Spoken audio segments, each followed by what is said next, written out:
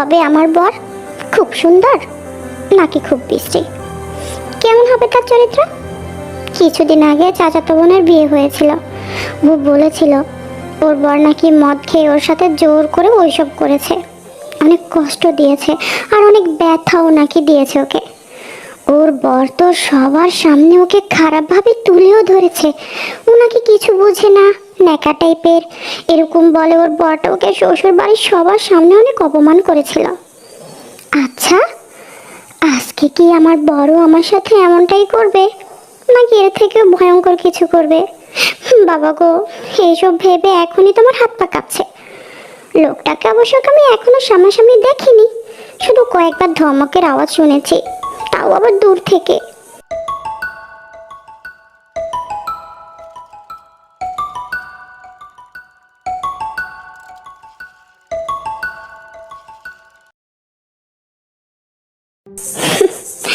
তুমি আমার হয়েও আমার না, তুমি সত্যি হয়েও কল্পনা। তাচ্ছিল্য সুরে বলেতেই চোখের কোণে চিকচিক করা পানিটুকু মুছে একটু হাসে। পুরো রুমে একবার চোখ বুলিয়ে নেয়তেই। খুব বড় না রুমটা, বেশ সুন্দর করে সাজানো হয়েছে রুমটা। তাজা ফুলের গন্ধে মোমো করছে চারপাশ। ফুল দেখলে মন ভালো হয়ে যেত তের। মন খারাপের সময় ফুলের গ্রানে আমার মনটা ভালো হয়ে যেত, কিন্তু আজকে মনটা যে ভালোই হচ্ছে না। মনের মধ্যে জমে আছে পাহাড় সমান হাহাকার। এই অসময়ে অচেনা মানুষটার সাথে বিয়ে না হলেও পারত। জীবন নিয়ে আমার অনেক পরিকল্পনা ছিল, সেসব কি এখন আর পূরণ হবে? কখনোই না। দীর্ঘশ্বাস ফেলেতেই এই যে মিস্টার হনুমান, একদম আমাকে বকাঝকা করা যাবে না। আমাকে ঝাড়ি মারতে আসলে না, আপনার ওই হাতির মতো নাকটা এক ঘুষি মেরে একবারে ভেঙে দেব। চেনেন আপনি আমায়? আমার নাম কিমতেই। বলে দিলাম। আমাকে দেখে ছেলেরা ভয়ে দৌড়ে পালায়, বুঝেছেন?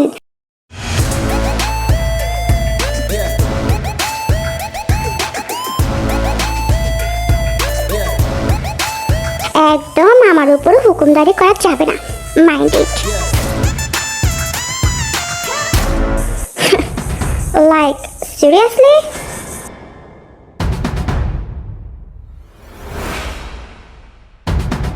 হায় আল্লাহ, যেখানে বাঘের ভয় সেখানেই সন্ধে হয়। কি দরকার ছিল এসব বলার? এখন কি হবে? হেই, হু আর ইউ? আমার রুমে কি করছেন? আর সাহস হয় কি করে আমাকে এসব বলার? কিছু বলছি তো আমি, নাকি? আমি আমি তেই, আপনার সাথে আমার বিয়ে হয়েছে। ও,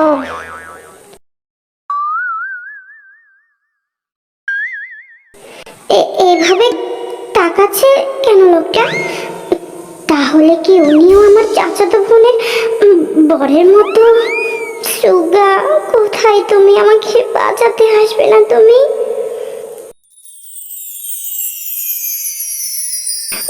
প্লিজ প্লিজ, আমাকে ছোবেন না। ইচ্ছে করছে ঠটিয়ে চড় বসিয়ে দিতে মেয়েটার গালে।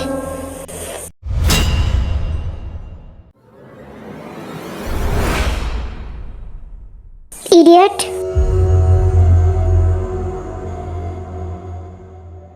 মাথা খারাপ নাকি লোকটার?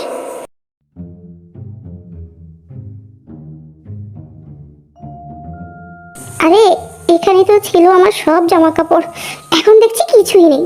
আমি এখন পরবো কি? কেমন মাথা খারাপ করার মতো পরিবেশে এসে পড়েছি আমি। এদের কি কমন সেন্সের অভাব নাকি? একবার ভাবলো না মেয়েটা কি পরবে?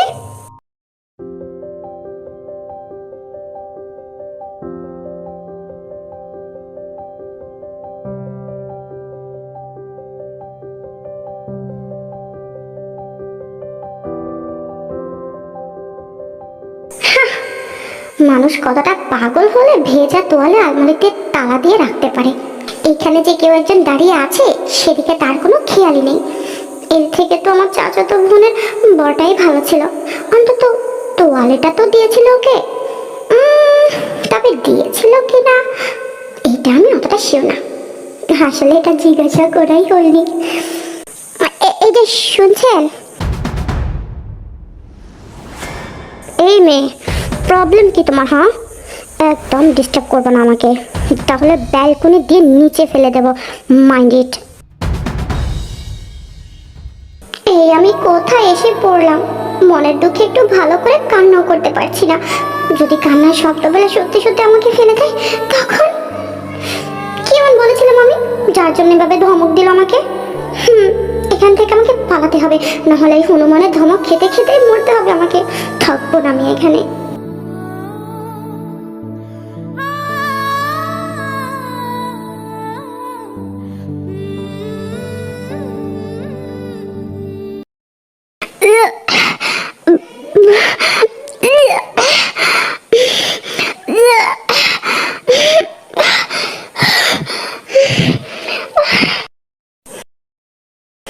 মাথাটা ঝিমঝিম করছে কয়েকদিন যাবৎ, সকাল থেকে বমি হচ্ছে। অবশ্য এই ব্যাপারেতে কাউকে কিছুই বলেনি।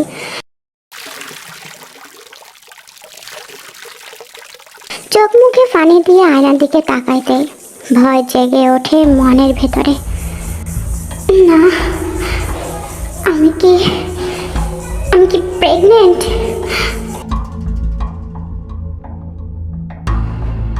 প্রশ্নটা বারবার মনের মধ্যে উকি দিচ্ছে তের। কি করব আমি এখন? না না, এমনটা হতে পারে না। কি করব আমি এখন? কিভাবে বাঁচবো আমি? কি পরিচয় দেব আমি বাচ্চাটার? আর ওই লোকটাকেই বা কি বলবো আমি? না না, সুগাকে জানাতেই হবে ব্যাপারটা।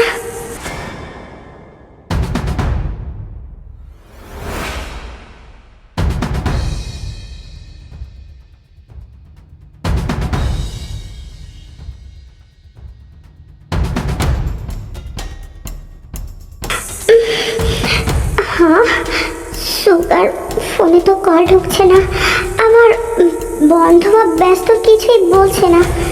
এটা কিভাবে সম্ভব? না না, আবারও চেষ্টা করে দেখি। না, এবারও লাগছে না কলটা। সুগা নিজেও। সুগা, কোথায় তুমি?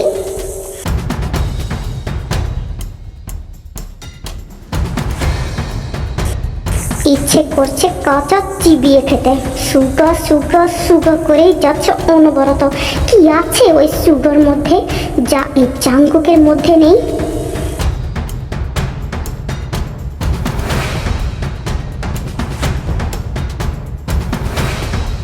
এই মেয়ে, তোমার প্রবলেম কি? এভাবে ন্যাকামো করছো কেন? হ্যাঁ,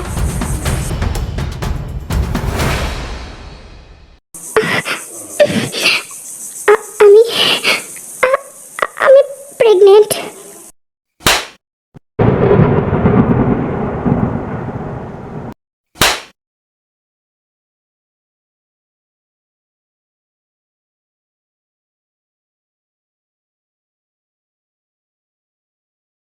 ছড়বো না তোকে আমি সুগা, চিনিস না তুই আমায়। নাও, এটা খেয়ে নাও। না না, বাচ্চাটা নষ্ট করার ওষুধ দিচ্ছে না তো লোকটা। না না, কিছুতেই খাবো না আমি ওই ওষুধ। বাচ্চাটা আমার, কোনো ক্ষতি হতে দেব না আমি বাচ্চাটার। কি হয়েছে? কথা কানে যাচ্ছে না তোমার? এটা খেয়ে নাও প্লিজ। প্লিজ, আমার বাচ্চাটাকে নষ্ট করবেন না প্লিজ। জাঙ্কুক চোখ বন্ধ করে দু আঙ্গুল দিয়ে কপাল ঘষে, হাতে গ্লাসটা খাটের উপরে রাখে, তার পাশে এসে বসে, দু হাত দিয়ে তার মুখটা তুলে ধরে। জাঙ্কুক দেখে তাই কান্না করতে করতে চোখের পাপড়ি ভিজে ফুলে গেছে। জাঙ্কুক তখন খুব যত্ন করে তার চোখের পানি মুছে দেয়। নাও, এটা খেয়ে নাও, বাচ্চার কোনো ক্ষতি হবে না। এটা খেয়ে নাও, আর আমাকে রাগিও না।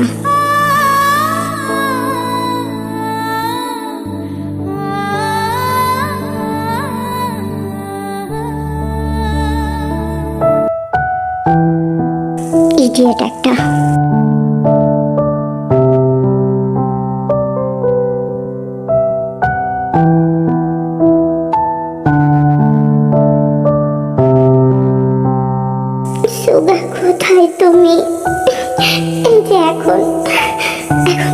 তোমাকে আমার খুব প্রয়োজন সুগা। তাই ফোনটা হাতে নিয়ে আবারও কল দিতে থাকে সুগাকে, কিন্তু কল ঢুকছেই না।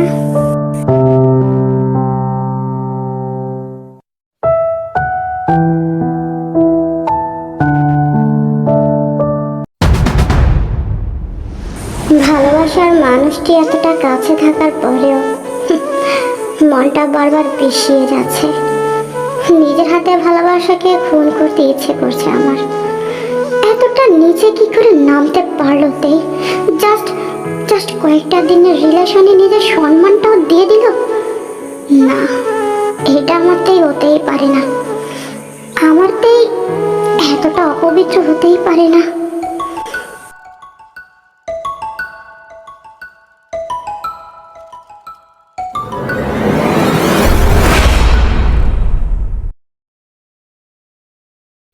কিরে, কেমন রোমান্স করছিস বউয়ের সাথে? জানতেই কল করলাম। কিরে, কথা বলছিস না কেন? নিশ্চয়ই তোর বউ। সরি, আমার প্রেমিকা তোর দিকে ফিরেও তাকায়নি, তাকাবেও না। ওহো, বলতে তো ভুলেই গিয়েছিলাম, তোর বউয়ের সাথে কিন্তু আমার বাসরটা আগেই হয়ে গিয়েছে। সুগা, তুই জিতে গেছিস, তবে এমনটা না করলেও পারতিস। আফসোস করবি একদিন, আর আফসোস করবে তোর ওই তেই। তুই মরে গেলেও আমার কিছু আসা যায় না। আমার যা পাওয়ার ছিল সেটা তুমি পেয়ে গেছি। নতুন জীবনের জন্য শুভকামনা। আর তোর বউকে বলে দিস আমাকে যেন কল দিয়ে বিরক্ত না করে।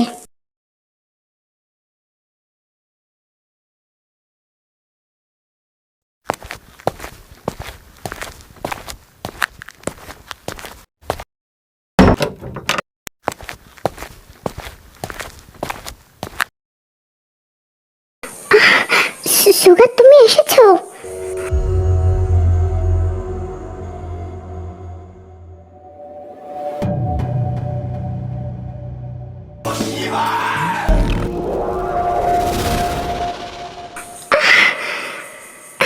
কপাল থেকে রক্ত পড়া কমছেই না, ছুঁয়ে ছুঁয়ে রক্ত পড়েই যাচ্ছে।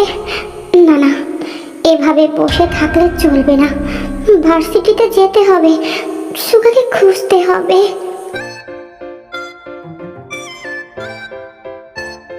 কিরে পেতনি, উঠে গেছিস? তোর একমাত্র প্রাণের প্রিয় বান্ধবী জিমিন, এই একটা মানুষ যে তেকে বোঝে, তেকে সম্মান করে, ভালোবাসে। ছোট থেকে একসাথে বড় হয়েছে দুজন। কিরে, তোর কপালে কি হয়েছে তেই? এখন আমি কেমন করে বলবো যে তোর ভাইয়ের কাজ, বোনের কাছে ভাইয়ের বদনামি, বা কেমন করে করব আমি? আর রুমের এই অবস্থা কেন?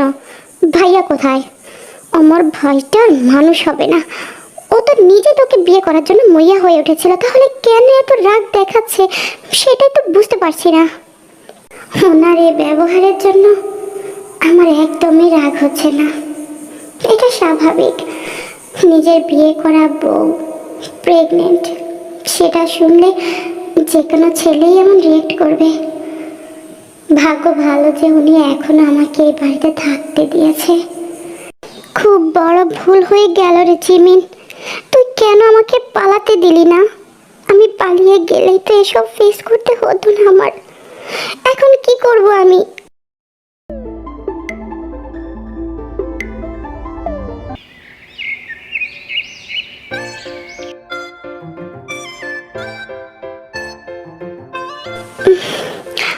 হ্যাঁ, ভাগ্য ভালো যে ঘরোয়াভাবেই আমাদের বিয়েটা হয়েছে, তাই আর কোনো রিসেপশনিস্ট হয়নি। তবে এখনো যে জিমিনকে বলাই হয়নি যে আমি প্রেগনেন্ট। আর কি করে বলবো আমি?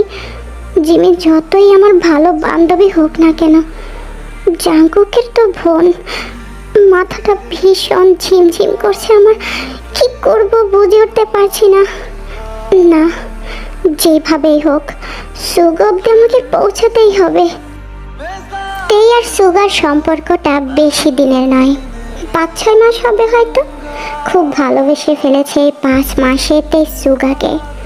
সুগাও খুব কেয়ার করতো তেইকে। খুব সাধারণ পরিবারের মেয়েতেই, মানেই খুব ছোটবেলায় তেইকে একা রেখে চলে গেছে।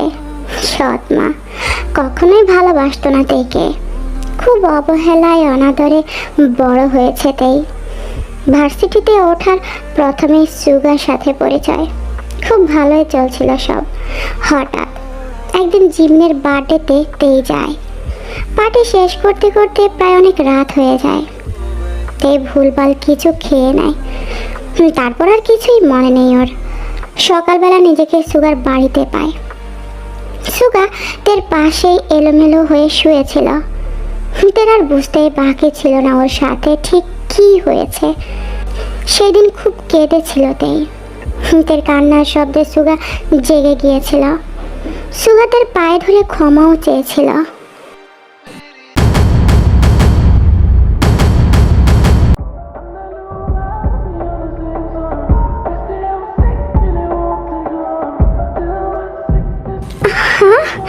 সুগার বাড়িতে তালা ঝুলানো কেন? কোথায় যেতে পারি সুগা? কি করবো আমি এখন? কোথায় যাব? কোথায় খুঁজবো আমি সুগাকে? না না, বসে থাকলে চলবে না। ভার্সিটিতে যেতে হবে। ক্লাস মিস দেওয়া যাবে না। প্রাইভেট তো আর পড়া হয় না। ক্লাস থেকে পড়া সংগ্রহ করতে হবে। কিন্তু আমি আমি এখন কি করব? সুগা কোথায়?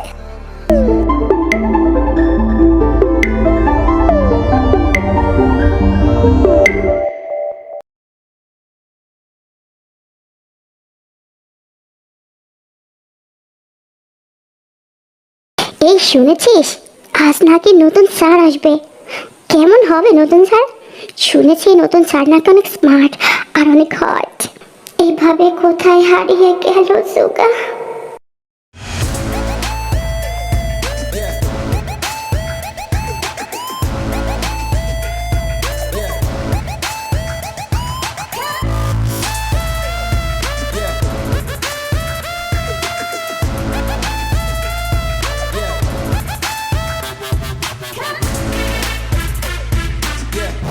স্ট্রেঞ্জ, এইভাবে নিজের হাজব্যান্ডকে টিচার রূপে দেখলো অথচ চমকালো না। আজব মেয়ে তো এটা।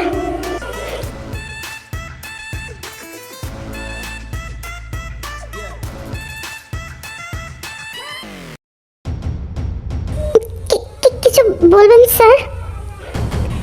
গতকাল ক্লাসের যে টপিকস নিয়ে আলোচনা করা হয়েছিল সেই টপিকটা নিয়ে পড়া বলুন মিস কিমতেই। কেমন করে আমি এখন পড়া বলবো? আমি তো গতকাল পড়তেই পারিনি। চুপ করে দাঁড়িয়ে না থেকে পড়াটা বলুন মিসতেই।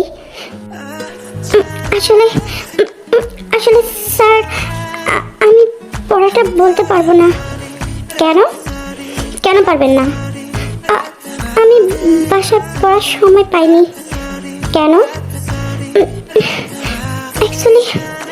অ্যাকচুয়ালি স্যার আমার বিয়ে হয়ে গেছে গতকাল, তাই আমি আমার বরের সাথে।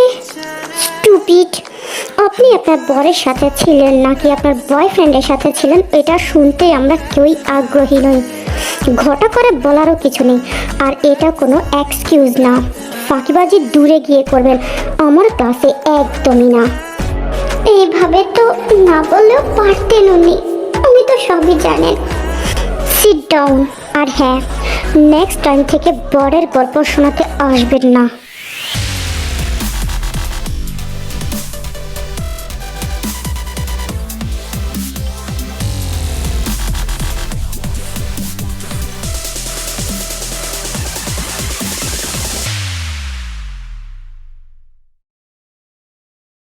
এই বাড়িটিতে আছে কিছু বাজে স্মৃতি। এই পুরো শহরটাতেই আছে জীবন ছারখার হওয়ার গল্প। আর এই শহরটার নাম স্মৃতির শহর। যে স্মৃতিগুলো চাইলেও মুছে ফেলা যাবে না, ভুলে যাওয়া যাবে না। সারাটা জীবন খুঁড়ে খুঁড়ে খাবে।